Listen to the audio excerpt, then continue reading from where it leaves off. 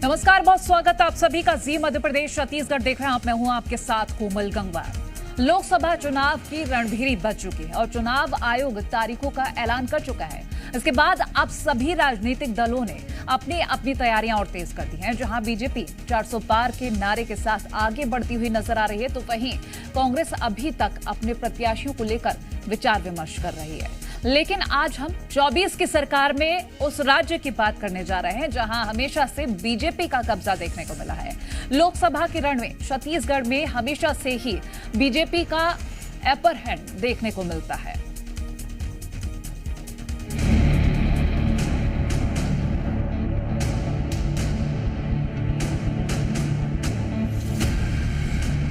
ग्यारह की 11 सीटें भारतीय जनता पार्टी के कार्यकर्ताओं की ताकत पर हम जीतेंगे। हम अब की बार छत्तीसगढ़ में भारतीय जनता पार्टी से ज्यादा सीटें जीतेंगे।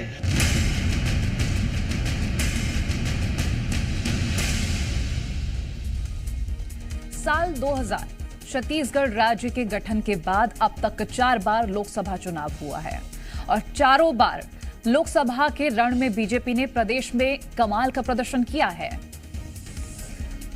साल 2004, 2009 और 2014 में 11 में से 10 सीटों पर बीजेपी ने जीत दर्ज की। वहीं 2018 का विधानसभा चुनाव में बड़ी हार के बावजूद 19 में बीजेपी ने 9 सीटें जीतने में सफलता हासिल की। इन 4 चुनावों में कांग्रेस के कई दिग्गजों को हार का सामना करना पड़ा है। इनमें पूर्व मुख्यमंत्री भूपेश बघेल, चरणदास महंत, दिवंगत पूर्व सीएम अजीत जोगी, श्यामा चरण शुक्ल और बस्तर टाइगर कहे जाने वाले महेंद्र कर्मा का नाम भी शामिल है। छत्तीसगढ़ में हाल ही में विधानसभा चुनाव हुए और बड़ी जीत दर्ज करने के बाद से उत्साहित भारतीय जनता पार्टी अब राज्य की सभी 11 लोकसभा सीट पर कांग्रेस को पटखनी देने की कोशिश कर रही है। वहीं हार के बाद सत्ता से बाहर हुई कांग्रेस जीत हासिल करने के लिए कड़ी मेहनत करती नजर आ रही है। तो इधर दोनों ही पार्टियां अपनी अपनी जीत को लेकर दावा भी कर रही हैं। बीजेपी 11 की 11 सीटें जीतने को लेकर आश्वस्त है, तो वहीं कांग्रेस बीजेपी से ज्यादा सीटें जीतने का दावा कर रही है। भारतीय जनता पार्टी अनवरत प्रयास करने वाली, अनवरत सक्रिय रहने वाली पार्टी है और 11 की 11 सीटें भारतीय जनता पार्टी के कार्यकर्ताओं की ताकत पर हम जीतेंगे। माननीय नरेंद्र मोदी जी के नाम पर हम जीतेंगे। हमारी बूथ स्तर तक की तैयारी है। हमारे 23,000 से अधिक बूथों में कार्यकर्ता मुस्तैद हैं। हमने हर लोकसभा में इंचार्ज बनाया। हमारा वार रूम, हमारे सोशल मीडिया टीम, हमारी मीडिया टीम, हमारी जिला कांग्रेस कमेटियां, ब्लॉक कांग्रेस कमेटियां, हमारी सेक्टर कांग्रेस कमेटियां सब लोकसभा चुनाव को लेके मुस्तैद हो चुकी हैं और हम अब की बार छत्तीसगढ़ में भारतीय जनता पार्टी से ज़्यादा सीटें जीतेंगे। इस लोकसभा चुनाव में हमारा बेसिक फोकस है मोदी जी की 10 साल की नाकामी। छत्तीसगढ़ में लोकसभा चुनाव 3 चरणों में 19 अप्रैल, 26 अप्रैल और 7 मई को होंगे। वोटों की गिनती 4 जून को होगी। वहीं राज्य में सत्ताधारी दल बीजेपी विधानसभा चुनाव के दौरान किसानों, महिलाओं और युवाओं से किए गए वादों को पूरा कर लोकसभा चुनाव में जाना चाह रही है। पार्टी को इन वादों के साथ साथ मोदी प्रभाव पर भी भरोसा है और इधर कांग्रेस राहुल की न्याय यात्रा और बेरोजगारी जैसे मुद्दों को लेकर आगे बढ़ने का प्लान बना रही है। तो वहीं छत्तीसगढ़ में लोकसभा चुनाव को सियासी बयानबाजी भी जारी है और वहीं कांग्रेस जहां जल्द ही अपने बचे हुए प्रत्याशियों के नामों की घोषणा की बात कर रही है, तो बीजेपी कांग्रेस पर तंज कसती हुई नजर आ रही है। बाकी राज्यों की सीईसी की बैठक है। मैं समझता हूं जो बाकी ऐसे नाम छत्तीसगढ़ के 5 नाम अभी शेष हैं, उनमें मुझे लगता है कल चर्चा होने के बाद कल शाम तक संभवतः ऐलान हो जाए। देखिए, भारतीय जनता पार्टी हमारे 6 प्रत्याशियों को देखते हुए इतना बौखला गई है, इसीलिए व्यक्तिगत हमले पे पहुंच गई है। उनके पास कोई मुद्दा नहीं है, मुद्दे पे बात नहीं करते, तो समझ जाइए कि भारतीय जनता पार्टी कितनी डरी हुई है। और जो आने वाला समय में जो हमारे 5 प्रत्याशी आने वाले हैं घोषित होने वाले, वो भी बेहतर और जबरदस्त रहेगी। पहले दीपक बेस्ट अपनी सीट को बचा ले। 5 सीटें घोषित कर पा रहे, सीटें घोषित नहीं कर पा रहे, गुटबंदी कांग्रेस में है। कल तक विधानसभा चुनाव हारने के बाद में यही कांग्रेस के नेता लोग कांग्रेस के नेतृत्व पर सवाल उठाते थे, उनके प्रभारी के ऊपर सवाल उठाते थे। यही लोग कांग्रेस के नेताओं पर आरोप लगाते थे कि पैसा लेके टिकटें दे दी है। आज यही वापस, तो स्वयं अपनी पार्टी का चिंतन कांग्रेस पार्टी करे। अब जहां हमेशा से छत्तीसगढ़ में बीजेपी का राज रहा है, तो पहले आपको ये भी बता देते हैं कि क्यों बीजेपी 24 के रण में प्रदेश की 11 सीटों पर कमल खिलाने का दावा कर रही है। इसके पीछे सबसे बड़ी वजह है 2023 विधानसभा चुनाव के परिणाम।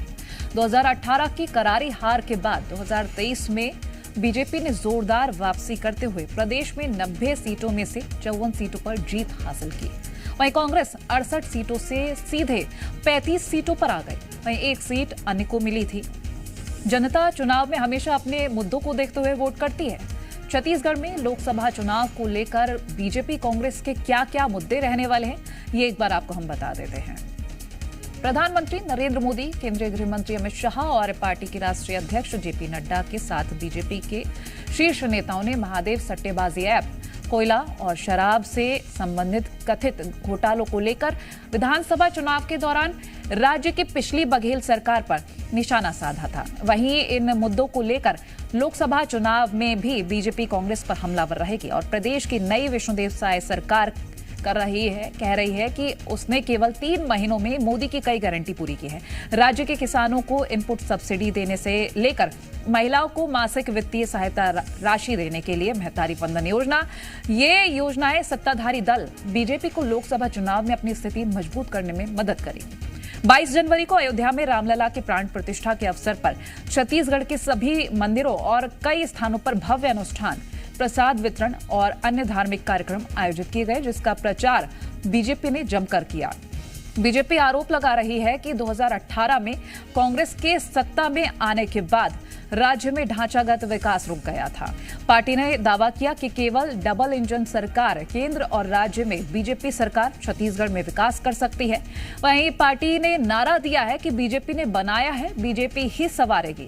तो वहीं मुख्य विपक्षी दल कांग्रेस राज्य में महंगाई और बेरोजगारी के मुद्दे पर बीजेपी पर लगातार निशाना साध रही है। कांग्रेस इस मुद्दे को लेकर जनता के बीच जा रही है। राज्य में पिछले कई वर्षों से उत्तरी छत्तीसगढ़ में कोयला ब्लॉक आवंटन को लेकर विरोध देखने को मिल रहा है। हाल ही में कांग्रेस हसदेव अरण्य क्षेत्र में ऐसे ही एक विरोध प्रदर्शन में शामिल हुई थी। तो इधर राज्य में पिछले 1 साल में संदिग्ध नक्सलियों ने कम से कम 8 बीजेपी नेताओं और कार्यकर्ताओं की हत्या कर दी है। इनमें से 2 घटनाएं इसी महीने में हुई थी और बीजेपी ने हत्याओं को लक्षित हत्या करार दिया है, जिसका फायदा बीजेपी चुनाव में लेने की पूरी कोशिश करेगी। और ये हुई लोकसभा चुनाव बीजेपी कांग्रेस के मुद्दों की बात, जिसको लेकर दोनों दल जनता के बीच जाएंगे। तो छत्तीसगढ़ की बात करें, छत्तीसगढ़ में सरकार बनाने में सबसे अहम भूमिका हमेशा से महिलाएं निभाती नजर आई हैं। विधानसभा चुनाव 2023 में बीजेपी की महत्वाकांक्षी योजना महतारी वंदन योजना बीजेपी को जीत दिला गई और विष्णुदेव सरकार तो उन्होंने महतारियों को पहली किश्त जारी कर बीजेपी के लिए मास्टर स्ट्रोक चला दिया, क्योंकि इस बार भी प्रदेश में महिला वोटर्स का दबदबा है। और प्रदेश में कुल मतदाता की बात कर लेते हैं तो 2,05,13,252 मतदाता हैं, जिसमें पुरुष मतदाता 1,01,80,405 है और महिला मतदाता 1,03,32,115 है। वहीं ट्रांसजेंडर 732 है। लेकिन लगभग 2 लाख से ज्यादा महिला वोटर सरकार बनाने में अहम भूमिका निभा सकती हैं।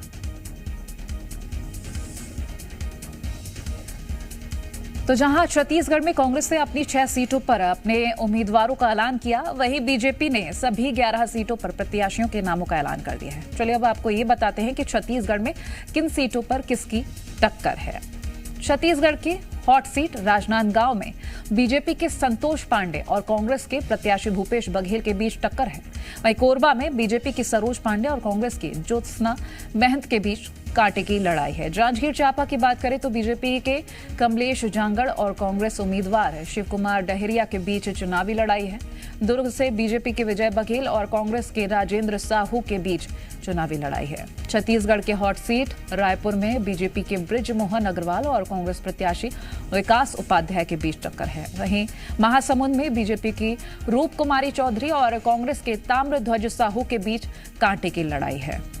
हमारे सहयोगी सत्य प्रकाश रायपुर से लाइव जुड़ गए हैं। सत्य प्रकाश, देखिए प्रत्याशियों की सूची की हम बात करें तो कांग्रेस ने जो भी प्रत्याशी मैदान में उतारे हैं, बीजेपी के टक्कर में उतारने की कोशिश की है। लेकिन अगर हम बात करें तैयारियों को लेकर, बीजेपी तो अति उत्साहित नजर आ रही है, लेकिन कांग्रेस भी कम नहीं लग रही। देखिए, अभी फिलहाल की जो स्थिति दिखाई दे रही है, 6 लोकसभा सीटों के लिए कांग्रेस पार्टी ने अपने प्रत्याशी के नाम अनाउंस कर दिए हैं, जबकि भारतीय जनता पार्टी ने 11 लोकसभा मतलब सभी लोकसभा सीटों के लिए छत्तीसगढ़ के अपने प्रत्याशी के नाम अनाउंस कर दिए हैं। लेकिन भारतीय जनता पार्टी की ओर से भी और कांग्रेस की ओर से, दोनों ओर से बड़े चेहरे चुनावी मैदान में हैं। विधानसभा चुनाव में भूपेश बघेल विधायक चुनकर आए 2023 के। इसके अलावा ताम्रध्वज साहू जो चुनाव हार गए थे, इसके अलावा शिव डहरिया चुनाव हार गए थे, लेकिन ये दोनों मंत्री थे, मतलब बड़े चेहरे थे। इन 3 बड़े चेहरे को लोकसभा चुनाव में टिकट कांग्रेस पार्टी ने दिया। इसके साथ साथ ज्योत्सना महंत, जो डॉक्टर चरणदास महंत जो पूर्व स्पीकर और पूर्व केंद्रीय मंत्री हैं, अभी नेता प्रतिपक्ष हैं, उनकी धर्मपत्नी और पूर्वा से सांसद है, उन्हें भी रिपीट किया गया है। मतलब कि समझिए कि बड़े चेहरों को कहीं ना कहीं मौका कांग्रेस पार्टी ने दिया। वहीं भारतीय जनता पार्टी की ओर से भी, चाहे सांसद विजय बघेल की बात करें, सांसद संतोष पांडे की बात करें, बृजमोहन अग्रवाल की बात करें, सरोज पांडे की बात करें, ऐसे कई सारे नाम हैं जो बड़े चेहरे के तौर पे छत्तीसगढ़ में राजनीतिक तौर पे दखल रखते हैं। मतलब कहीं ना कहीं इस बार जो लोकसभा चुनाव की लड़ाई हो काफी दिलचस्प रहेगी। हाँ, जरूर है कि भारतीय जनता पार्टी की ओर से विश्वसनीय एक प्रधानमंत्री नरेंद्र मोदी का चेहरा है, और 2023 के विधानसभा चुनाव में छत्तीसगढ़ में वो चेहरा चला था। तो जब 2023 के विधानसभा चुनाव में चला था, तो भारतीय जनता पार्टी कह रही है कि इस लोकसभा चुनाव में भी उनके कार्यकर्ताओं की लोगों तक पहुंच और प्रधानमंत्री नरेंद्र मोदी का चेहरा चलेगा। कांग्रेस पार्टी कह रही है उनकी भी अपनी तैयारी है और भाजपा से ज्यादा वो सीटें जीतेंगे। तो अपने अपने दावे हैं, लेकिन कहीं ना कहीं चुनाव ये दिलचस्प रहेगा क्योंकि बड़े चेहरे चुनावी मैदान में दिखाई दे रहे हैं। निश्चित तौर पर सत्यप्रकाश, देखिए अगर हम वोटर्स को लेकर बात करें तो विधानसभा चुनावों में भी महिला वोटर्स जो है प्रत्याशियों की किस्मत का फैसला करती नजर आई थी, और इस बार भी यही कहा जा रहा कि महिला वोटर्स पर नजर रहेगी क्योंकि उनकी भूमिका काफी अहम है। देखिए, कांग्रेस ने तो पत्ते खोले भी हैं कि महिलाओं के लिए कांग्रेस पार्टी अगर केंद्र में सरकार में आएगी या उनका जो गठबंधन है वो केंद्र में सरकार में आएगा तो फिर क्या करेगी। 1 लाख रुपए तक सालाना देने की बात सामने निकल के आ रही है। राहुल गांधी खुद इसे कहते नजर आ रहे हैं। भारतीय जनता पार्टी ने भी पत्ते अपने नहीं खोले। देखिए, 2023 का जो विधानसभा चुनाव था, अगर हम छत्तीसगढ़ के परिप्रेक्ष्य में कहें तो उस वक्त में भी मुख्यमंत्री थे भूपेश बघेल, और लगातार वो घोषणाएं वादे करते जा रहे थे। करीब घोषणा पत्र आने से पहले मुझे याद है 15-17 वादे वो कर चुके थे, लेकिन भारतीय जनता पार्टी ने सीधे घोषणा पत्र के वक्त ही अपने पत्ते खोले थे। अब तक जबकि कमोबेश राहुल गांधी लगातार जो है वो बड़ी बातें कह रहे हैं, वादे कह रहे हैं, घोषणाएं कर रहे हैं कि केंद्र में अगर सरकार में आए तो ये करेंगे, महिलाओं के पे ध्यान देंगे, लेकिन भारतीय जनता पार्टी अभी चुप बैठी है। भाजपा क्या करती है, घोषणा पत्र में क्या लाती है, ये देखना होगा। लेकिन ये तय मान के चलिए कि महिलाओं पे फोकस्ड रहने वाला है ये लोकसभा चुनाव, युवाओं पे भी फोकस रहने वाला है। बिल्कुल। और सत्यप्रकाश, देखिए युवाओं और किसानों की भी बात करें, क्योंकि देखिए भूपेश सरकार जब थी तब किसानों को लेकर बड़े बड़े दावे किए गए थे, और अब भी किसानों पर ज्यादा फोकस है और महिलाओं पर तो है ही। लेकिन अगर हम बात करें, क्योंकि देखिए कांग्रेस कई मुद्दे उठाती रही है, बेरोजगारी हो या फिर महंगाई हो, ये वो मुद्दे रहे हैं जो हमेशा मेरे ख्याल से 12 के 12 महीने चलते रहे हैं, चाहे चुनावी वक्त रहा हो या फिर कोई सामान्य वक्त रहा हो। ऐसे में अगर हम बीजेपी की ओर से बात करें, क्योंकि बीजेपी अपनी तैयारी को लेकर शुरू विधानसभा चुनाव के आपने भी देखा होगा कि जब चुनाव के परिणाम आए तभी से बीजेपी मैदान में काफी सक्रिय नजर आई है। अगर इस तैयारी को हम कंपेयर करना चाहें तो कैसे देखेंगे? देखिए, कांग्रेस पार्टी जब भी महंगाई की बात करती है या कांग्रेस पार्टी जब भी रोजगार की बात करती है या दूसरी चीज़ों की बात करती है, तो फिर भारतीय जनता पार्टी ये कहती है कि देश कहाँ गया और कितना आगे गया ये भी देखना चाहिए कांग्रेस पार्टी को। महंगाई की जहाँ भी बात आती है तो भारतीय जनता पार्टी कहती है कि महंगाई अगर कोई चीज़ महंगा हुआ है तो उस हिसाब से लोगों की आमदनी भी बढ़ी, ये भारतीय जनता पार्टी कहती है। मतलब कहीं ना कहीं काउंटर जो है वो भारतीय जनता पार्टी के पास तैयार रहता है। अब इसका प्रभाव कितना पड़ेगा, चाहे भारतीय जनता पार्टी जो कहती है उसका या कांग्रेस पार्टी जो कहती है इसका, ये देखना सबसे लाजमी होगा। क्योंकि भारतीय जनता पार्टी बार बार ये कहती है कि सवाल विश्वसनीयता का है और विश्वास प्रधानमंत्री नरेंद्र मोदी पे देश की जनता का है, इसीलिए उन्हें चुनकर ला रही है बार बार। कांग्रेस पार्टी ये कहती है कि वो विश्वसनीयता अब नहीं रही और विश्वसनीयता उनके नेताओं पे है। तो ये अपने अपने दावे हैं सियासत में जो किए जाते हैं, लेकिन कहीं ना कहीं ये ज़रूर है कि जिस तरह से चुनाव में इस बार मुद्दे हैं वो मुद्दे कहीं ना कहीं लोगों के बीच पहुंचाने की कोशिशें संगठनात्मक स्तर पे कांग्रेस पार्टी कर रही है छत्तीसगढ़ में।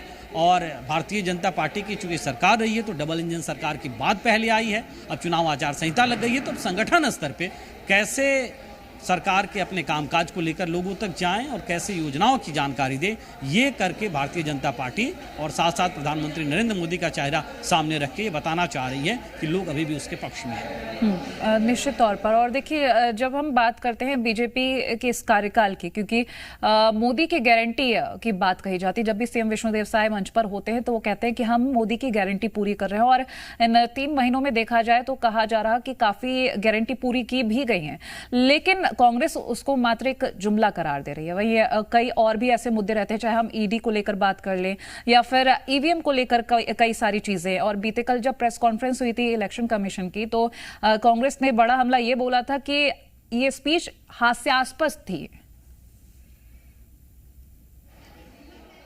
देखिए, मुद्दों की अगर हम बात करें या जिस तरह से अगर छत्तीसगढ़ के लिहाज से हम देखें, चाहे ईवीएम की बात हो, निश्चित तौर पे इसमें कोई दो राय नहीं है कि 2023 का जब विधानसभा चुनाव बीता और उसके बाद कई सारे कांग्रेस पार्टी के ऐसे प्रत्याशी जो अपने आप को काफ़ी मजबूत आंक रहे थे वो भी हार गए, तो उन्होंने ईवीएम पे भी सवाल खड़े किए।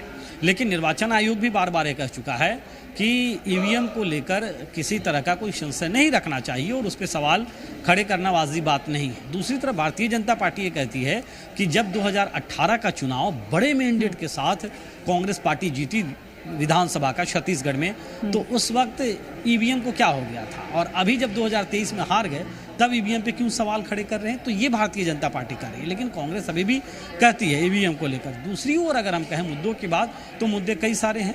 पिछली सरकार की उपलब्धियों को गिना रही है कांग्रेस पार्टी, भूपेश बघेल सरकार की। इसके अलावा भारतीय जनता पार्टी और केंद्र सरकार पे निशाने भी साध रही है। वहीं भारतीय जनता पार्टी के पास डबल इंजन की सरकार की बातें बताने का लोगों के पास जाकर, और उसे कांग्रेस पार्टी के जो पिछली सरकारों के कामकाज रहे हैं उसमें खामियां गिनाकर मुद्दे कहीं ना कहीं बताए जा रहे हैं और ज़मीन पे तलाशे जा रहे हैं। निश्चित तौर पर। चलिए सत्यप्रकाश, बहुत शुक्रिया ये तमाम महत्वपूर्ण जानकारी हमसे साझा करने के लिए।